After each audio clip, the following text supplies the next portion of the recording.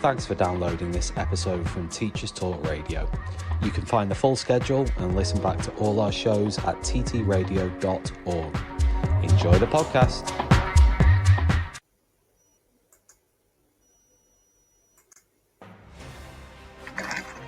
This is Teachers Talk Radio, and you are listening live. Good morning and welcome to me, Carl Smith, on the Friday morning break show. And today we talk about the question, inclusion, confusion, or does it make sense to include in a school?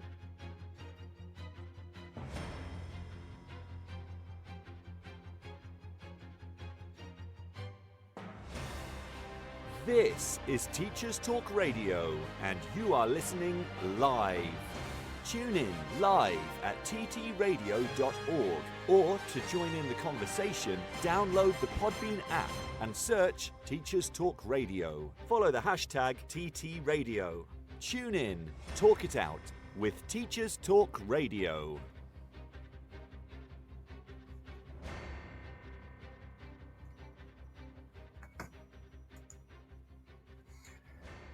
Good morning. The 4 principles of inclusion. The 5 principles of inclusion. The 5 senses of inclusion.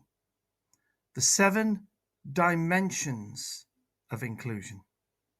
The 7 pillars of inclusion. The 3 foundational values of an inclusive school. The key principles of inclusion. The foundational principles of an inclusive culture, the core concepts of inclusion.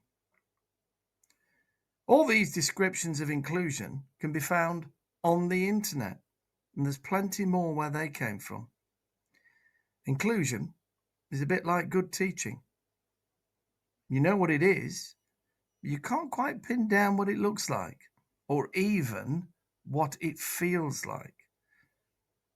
Well, we better start trying, because the new school profile, not to mention Ofsted and the new RISE teams, and that's not a 60s girl group, by the way, will hold schools to account for whether we're delivering it. But can you ever deliver inclusion? Or is it just one of those things that we all agree is a good thing, without ever knowing what we can do about it? Well, today we have an expert who's been working on a DFE project to show us how we can. She's a very experienced head of a special school and a consultant who's been recently working on a project on inclusion with the Department for Education. We're going to switch to our guest in a moment, but first we're going to hear a word from our sponsors. Over 7,500 primary schools are already using Capel Primary to boost confidence in teaching foundation subjects. Our expert-created curriculum planning, lessons and CPD are here to support and upskill you, whether you're a subject lead or classroom teacher. If you've got knowledge gaps in art, music, computing or beyond, we've got you covered. Head to capelprimary.com and empower your teaching today. Need a smarter way to teach? Wish your lessons had more impact? Eduflix.com. Stream educational films for teachers and students in or out of the classroom. Keep students engaged. No ads. No distractions. Try it free for 30 days at eduflix.com/try. Use code TTR. Get 50% off all orders made before June 1st. Eduflix.com. This show is brought to you in partnership with John Catt Educational, publishers of professional development books and resources that support great teaching and learning in schools around the world. Don't miss out. Level up your professional development today and visit johncattbookshop.com to explore the full range of titles. Use the code JCTTR2425 for 20% off your order. Happy reading. So, Maury, you are somebody that has spent a lot of time thinking about inclusion. So have you ever suffered from inclusion confusion? I suppose I have over the time of my long teaching career. There's been different definitions of inclusion, I think, and what actually inclusion means, I think, does cause a lot of confusion, especially in mainstream schools. So as I go around different schools, I can see that inclusion is looked at in different ways, and the approach to it and the strategies used can differ quite widely. But the problems are the same. So, right, can you expand on that a little? So, what does inclusion mean to you, Mari? Well, as a head teacher of a special school, it's very straightforward. You know, everybody's entitled to an education, and that should be a high quality education, whatever that looks like for that child, so that they are able to make progress and able to take part in society when they leave us, which is the most challenging part. So inclusion in that sense is pretty straightforward in a special school if it's done well. I think the problem is in mainstream. So who are we trying to include in this inclusion for education? Well, we're looking at the kids that don't feel included, I think would be a good way of looking at it, because of different challenges they are facing. It may be educational, they are feeling left behind. That's what I'm getting to hear from kids a lot in secondary schools, being left behind and not showing how to catch up, not getting that extra help that they need within the classroom and outside it.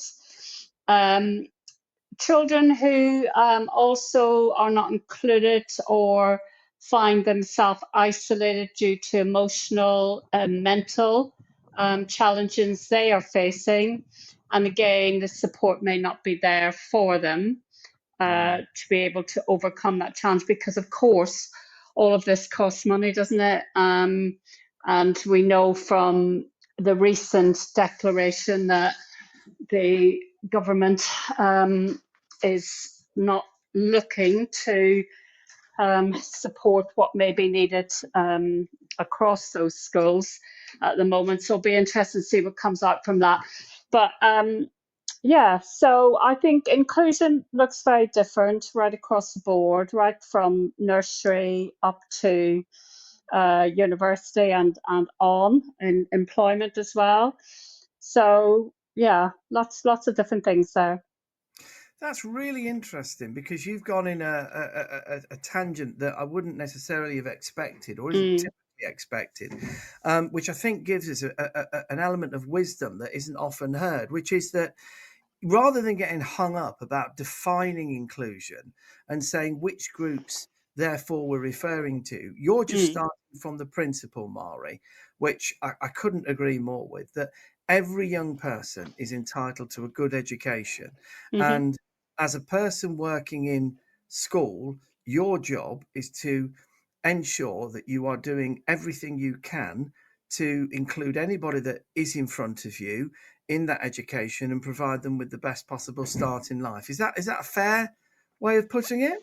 Absolutely, yeah. And a lot of these children will have not had a good start in life. They would have been not in education, or very challenging family circumstances, very challenging learning difficulties. So it's really making the school like their family, so that they can feel comfortable and secure in that environment and able to learn as well as they can. Making the school feel like their family sounds wonderful.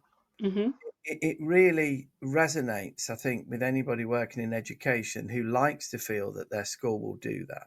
But in reality, how do you make the school feel like someone's family? Caring, you care, you're in good contact with the family, you're passionate about what you do, You just do go that extra bit for those children and for those families. And lots of things where the parents will have issues around coming into school, as you probably know.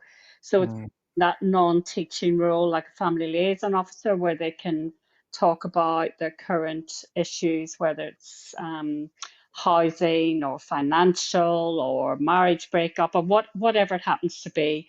And of course, behaviour at home as well is a big issue, and just putting things in place which can help. So it's giving that information, giving them the resources to be able to support what you're already doing in school at home, so that with consistency. So, and the head teacher is really important. Your staff are your family. You look after them, you look after their well-being. They're in special schools, there's a lot of injuries. The staff have to go through an awful lot, but they are there because it's a vocation for them, and they want to be there. And that when external, whether it's Ofsted or Challenge Partners or whatever it happens to be, come in and they recognise that you have the right people in place, they're happy, they're joyful.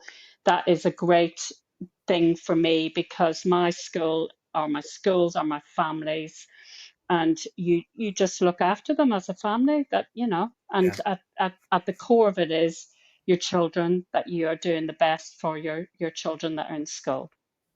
Yeah, no, I mean, couldn't agree more. You start with the people that work there every day, because it would be a fundamental contradiction to be treating the people who work there every day as functionaries, Yeah. but also pretending that your school is inclusive to young people, because clearly you are not sincere in your intentions if you're saying that.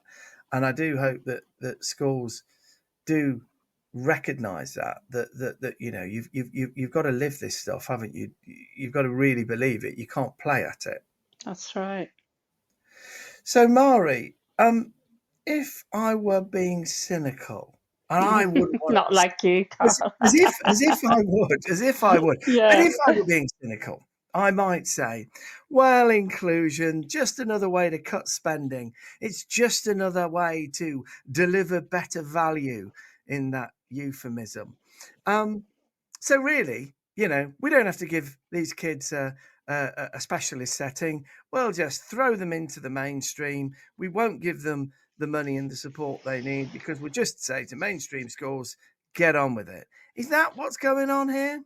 I think there's a lot of that going on here. That is what schools are expected to do. Mainstream is get on with it, without the support and advice that is needed. And that's why I think the links with special schools are absolutely, crucial, because you have got the expertise there. You have got what's needed to support these children, as I know from doing this DFE project on inclusion at the moment across Lewisham.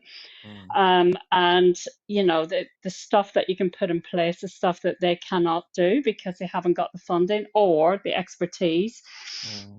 So yeah, I think that is, very sadly, that is what's happening at the moment. And if you look at the SEND figures in mainstream, it's pretty appalling what is happening in most places. And I have to say, I have seen really good practice as well, where they are part of the family and they are being supported to do better, and they have got the staff to enable that to happen.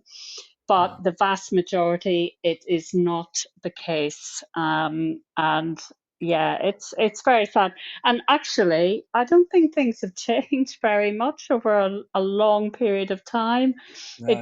It's increased, the diagnosis has increased, but there's no recognition of, okay, we've got these increased diagnoses, therefore it requires increased funding, and increased expertise. But that, from what I can see, that is not the case. That is not happening. So is that not happening because schools aren't doing their part, or is that not happening because government isn't doing its part?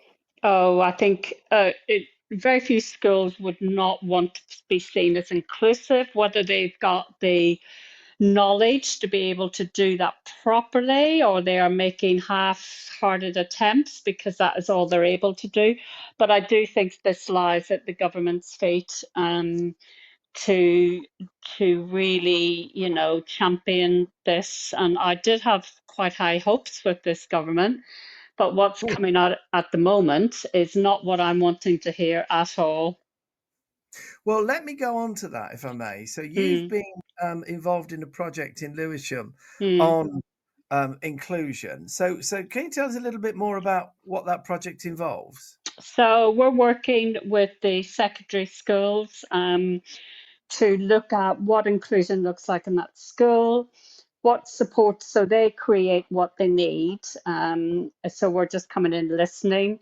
What is the best thing, whether that's training of TAs, training of teachers, listening to the children. We spent a long time really getting their voice in place. What are their issues? What's their challenges? And it is in the classroom, that's where the challenges lie. What kind of teaching is going on, observing teaching methods that enables inclusions or blocks inclusion. And yeah, really looking at what strategies can we do going forward that may support better inclusion. We're working with one school which has made fantastic strides towards what they're doing, and our focus was on their hub, their inclusion hub, and what we seen at the beginning was not appropriate and not fit for purpose. For example, lessons were not being taught by teachers to these children who were in there for 6 weeks. They weren't being able to access outdoor space. There wasn't a place for the mental and emotional children to unwind. It was a desk and chair. So everything that we've said to them to change, so put teachers in place, get an outdoor space, make sure they do PE, art, cooking, have the relaxing therapy area as just that. They were managed to secure funding from the PTA, and they put everything in place. So we're really hopeful that that's going to make a lot of progress going forward. So that's an inclusion unit within a mainstream school. Within quite a high performing school, yeah. Yeah, okay. So where do you sit on the question, Mari, of what proportion of young people should be in a mainstream school with a regular provision? What proportion should be in a mainstream school but in an inclusion unit or of some sort? Or what proportion need a special school? That's a very difficult question. So it's very clear when a child needs a special school with a certain diagnosis, and that's how it works. That's where you get the application to join a special school. It depends on the inclusion hub, but a lot of inclusion hubs are not run well. And unless they're set up properly, that's good. And the way it's set up as well is another thing, whether kids are able to access the classroom at the same time, or if it's like a total exit from the classroom, and how that's done is important. So the percentage of kids within the mainstream school itself without a hub would depend on what the practices are like within the school. So if that is a good practice, and I've seen that very much so in a school that I've done a review for, and it wouldn't really matter because those kids are well supported within the school, and the teaching strategies are fantastic.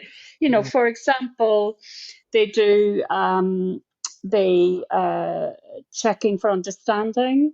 So, they have those boards, and the kids write up the answer, and the teacher will immediately be aware of kids that are not there yet, so they don't fall behind, so they're able to be supported so that they understand whatever the topic is that they are discussing. So I thought that was really impressive, that sort of thing, and how they can support them directly. Another strategy they were using was a child with autism who was feeling very desperate.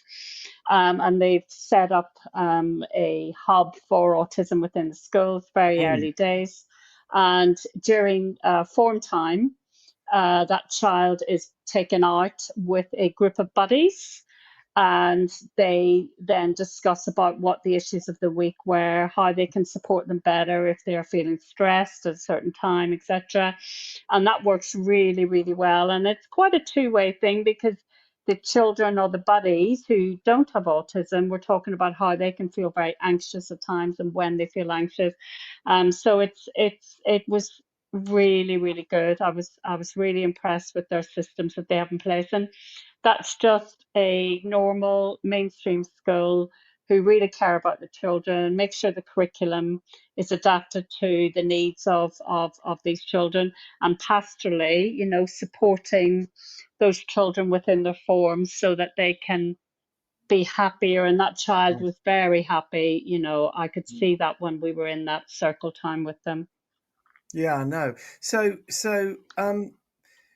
I think probably what we're seeing more, and I'd be interested in your insight here, Marnie, is mainstream schools unofficially, without necessarily the funding to go with it, setting up versions of inclusion units within their school to try to keep young people who are struggling within that school, but not necessarily attending all lessons in the traditional way.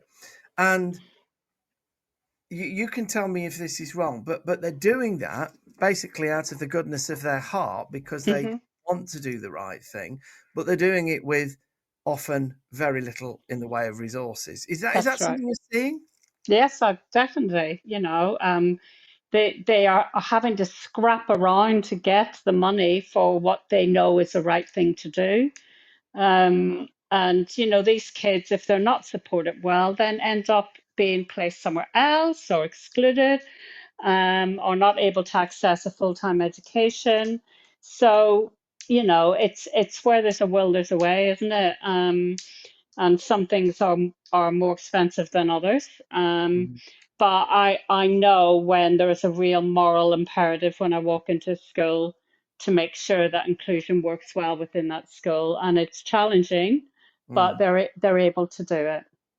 So you feel confident as an experienced practitioner in this field that when you walk into a school, you can get a strong sense of if the values are in the right place or not? Totally. I can actually tell by the way I'm greeted at reception.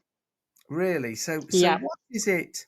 This might be difficult to answer. I appreciate. What is it that you sense? I sense a feeling of belonging, a feeling of people are happy there. You can tell the way the kids move around the school and the staff, how they're talking with the children. The receptionist is somebody that is, clearly welcoming. And you go around the classrooms and you can see the children engaged, having fun, working, making progress. All of that, I think, it's very clear. And stuff that's up on the walls as well, celebrating what the children are doing. Yeah. I think you must know yourself, Carl. You can walk into a school and you'll know whether it's a happy school or not. I absolutely do. I do know precisely what you mean, and it is a difficult thing to describe just in one off the cuff phrase. But it's an instinct which is based on years of knowing how schools operate, and having been in so many different schools and worked with so many different people, you get that sixth sense. Now, the trouble is with that sixth senses don't necessarily translate to Ofsted inspections or, heaven forbid, school profiles produced by a RISE team or the DFE.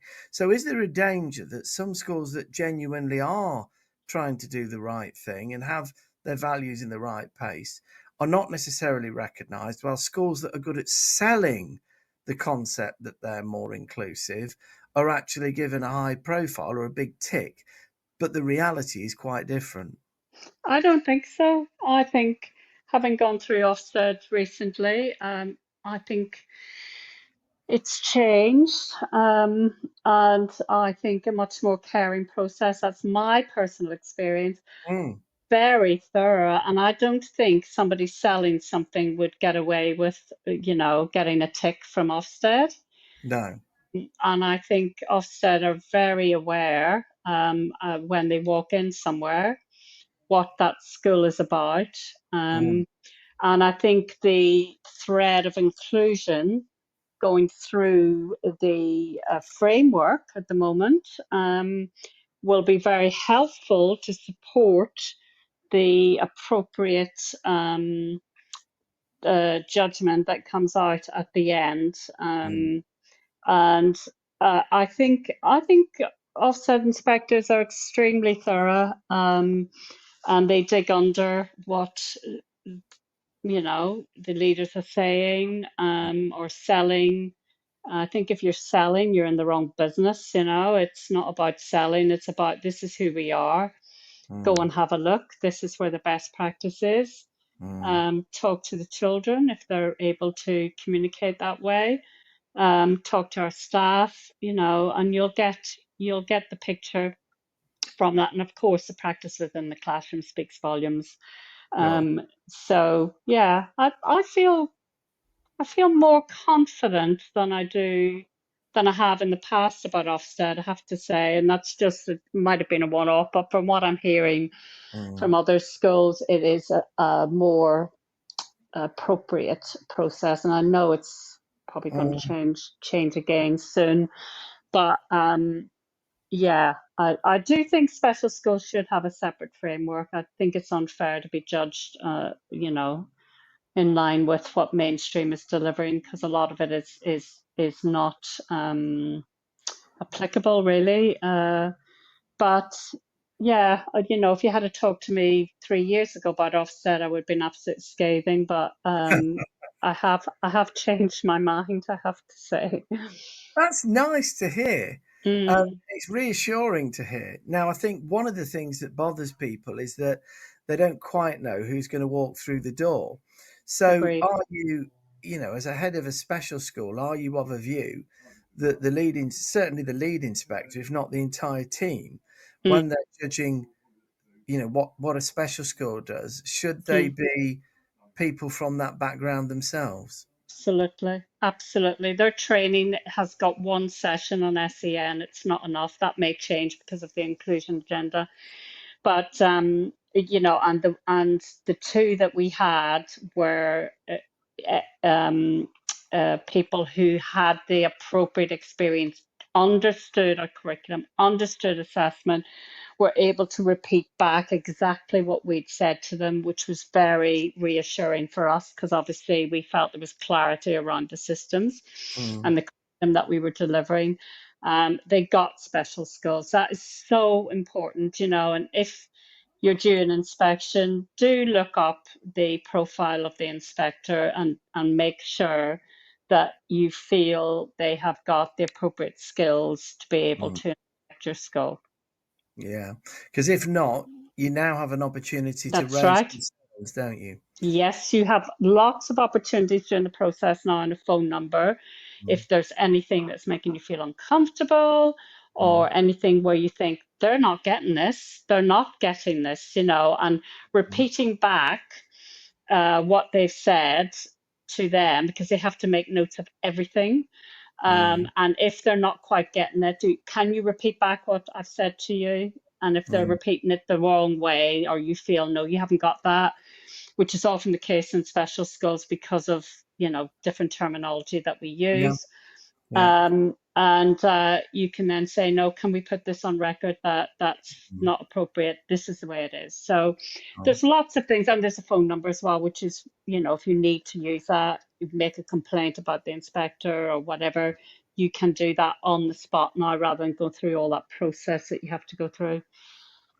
Great.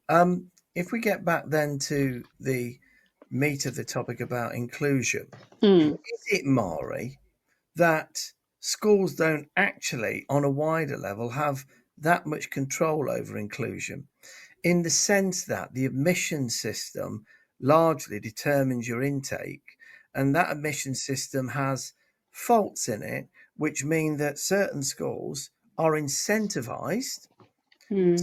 to subtly manipulate the admission system in order to create a community which is more likely to be seen as favourable by, organisations like Ofsted and maybe Mm, other parents. mm. Is that, in other words, schools can do lovely things within the school, but actually the system doesn't really incentivise inclusion? Well, that's up to the LA about how they run their admission systems, and it's very clear when certain schools are taking on less children um, that have got special needs. And I think there was one point where Lewisham were giving extra money to the schools that were taking a certain percentage and above of children with Mm, special needs. Whether that would, support the other schools to do the same. But the admission system, needs to be very clear on where the appropriate place for that child is. But I do know of practice of where kids are actively discouraged to mm, attend mm, schools because you need to go to a special school or you need to go to the school down the road, which is awful. That's really awful. mm. But it does happen. And then other schools which they will flock to and therefore are going to have an increased percentage, of course, because the practice is so good and inclusive within that school. Over 7,500 primary schools are already using Capel Primary to boost confidence in teaching foundation subjects. Our expert-created curriculum planning, lessons and CPD are here to support and upskill you, whether you're a subject lead or classroom teacher. If you've got knowledge gaps in art, music, computing or beyond, we've got you covered. Head to capelprimary.com and empower your teaching today. Need a smarter way to teach? Wish your lessons had more impact? Eduflix.com. Stream educational films for teachers and students in or out of the classroom. Keep students engaged. No ads. No distractions. Try it free for 30 days at eduflix.com/try. Use code TTR. Get 50% off all orders made before June 1st. Eduflix.com. This show is brought to you in partnership with John Catt Educational, publishers of professional development books and resources that support great teaching and learning in schools around the world. Don't miss out. Level up your professional development today and visit johncattbookshop.com to explore the full range of titles. Use the code JCTTR2425 for 20% off your order. Happy reading. Now, I've heard one view expressed, and I'm interested to know what you think, which is they say, well, in order to incentivize mainstream schools to admit children, in this case, we're talking about children with special educational needs, if a child has an EHCP, an education, care and health plan, for instance, that they would not count in the school's Progress 8, their accountability measures on exams. They would be separate to that. So that school wouldn't feel like they were then being, if you like, punished for admitting a child who was, Yeah. they obviously want the child to do well, but is inevitably going to have challenges in doing as well as some other children. What would you say to that point of view? Do you think that's a good idea, or do you think, as some people will say, no, schools should be judged on the progress and attainment of all the children they admit, not just the children who are not on the register? Mixed views on that. I think in one way, I think that'd be great because they're not going to be included in the figures, and therefore it might encourage them to take more of those children within the school. However, does that mean the progress is discarded because it's not going to be part of the figures, and therefore is the right support going to be in place? It depends on the school and the leaders there, whether the amount of emphasis they would want to have on that. But I think it would take pressure off the schools as well. I think that would be helpful. What about if the children that were, and we'll take the subcategory at the moment of children that have education, care, and health plans. What about if they were not measured in the kind of standard accountability measures that the school has, but there were separate measures that were applied, and then the school was accountable for those, but they were more appropriate and took account of, if you will, a wider base of indicators than would be the case for every other child. Do you think that might be Yeah, I think that'd be a great idea. Yeah, so you can really include those other things that progress doesn't include for non-SEN children, but you're still accountable for it, and that would be like a separate sort of table running. Yeah, that's a good idea. Well, it does seem to me that the government needs to consider these things, because if they don't, the structure of the education sector runs counter to the idea of inclusion and inclusivity. And I think that tension, and I know you and I would very much say, no, schools should be and absolutely must be about educating all young people. And we're, I'm sure, a complete one on that. But there are operators in the system, and we know of them, who might take a rather more, shall we say, self-interested view. And they wouldn't necessarily as actively promote their inclusivity. At least they wouldn't do it, behind closed doors in the way that we would, and that might mean that then they are still manipulating the system. But this potential system would help that not to happen. It would discourage that sort of thing. Yes. Can I ask you about grammar schools? Yeah. They're not inclusive, are they? Well, there's a selection process in place, so that you have to pass an exam. So that's not inclusive. But I'm a grammar school girl. Don't hold it against you, Maureen. No, you better not. And I was very happy at that school. But, there was no special needs going on. Having said that, not learning, but, social and emotional, very much so. And being in the middle of the troubles as well. So there's lots of issues to deal with. But no, they're not inclusive, but it's a very sought after system. We have it in Kent and Medway. And it's somewhere where parents want their children to go to, a lot of them. But having worked across Kent on the pupil premium strategy and looking at the percentage of children with pupil premium, it was desperately low in grammar schools. And there was some great practice, I have to say, again on the social and emotional front in those schools as well. But they weren't dealing with the same issues that there were in the other schools. And of course, because there is a selective system, you have an increased amount in the other schools, because those schools aren't taking in that type of child generally. So the system as a whole, and this is no comment on individual schools, mind you, and there'll be grammar schools with absolutely superb practice on the matter of inclusivity, as well as educational needs in a wider sense. But the system as a whole, where young people are selected on their achievement in a test which is not standardized, so there are a number of different tests that operate, is inherently exclusive, isn't it? Yeah.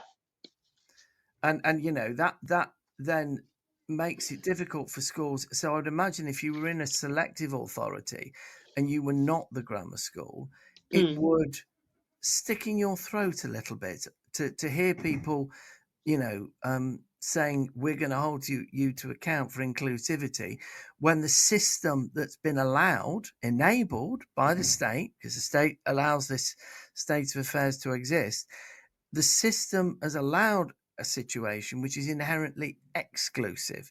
And then those people that are working in those schools where they are having higher numbers of children with, say, special educational needs than would otherwise normally be the case, will then say, well, hang on a minute, you're judging us by a criteria that you yourself, as in the state, are failing. And that's a, I know it's a sensitive area, but it's nevertheless a pretty real one in the areas. And I asked the question because we work in areas. I work in an area too that is on the border with an 11 plus system, so it's a very real issue for parents and young people in those in those areas of the country. Can I now ask them? Do you welcome the new focus on inclusion in schools, or do you think this is just another box to tick? No, I don't think it's another box to tick. I think it's such a massive issue now for the government and for education. It can't be ignored.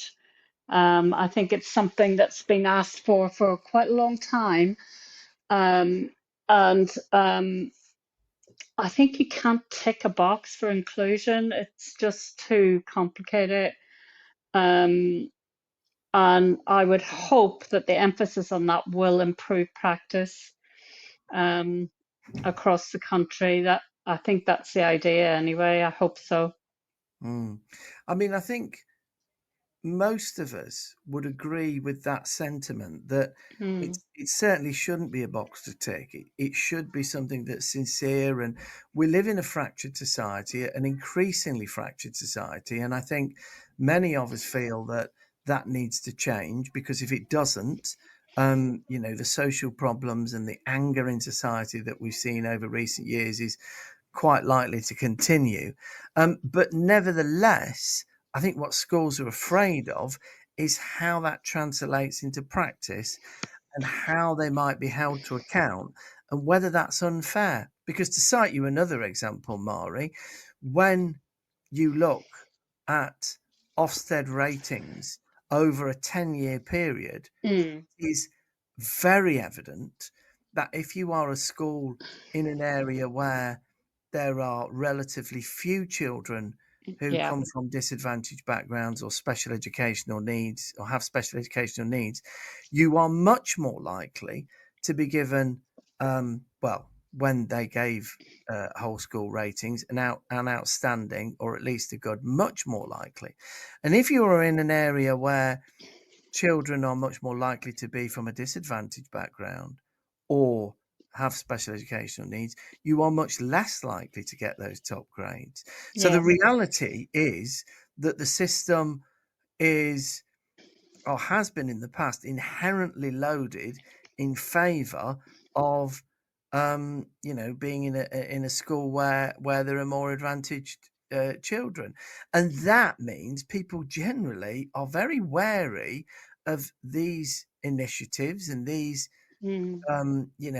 well-meaning programs, because they fear that they'll still be judged by an unfair criteria. Do you recognize that? I do recognize that, yeah. And maybe the emphasis on inclusion will stop the deprived area schools not getting the recognition that they need to get. But I agree. I think it's a very difficult one. It's. I'm not asking for a solution, because I'm sure that No, there is no very solution, and this is such a long. This has just been happening forever, hasn't it?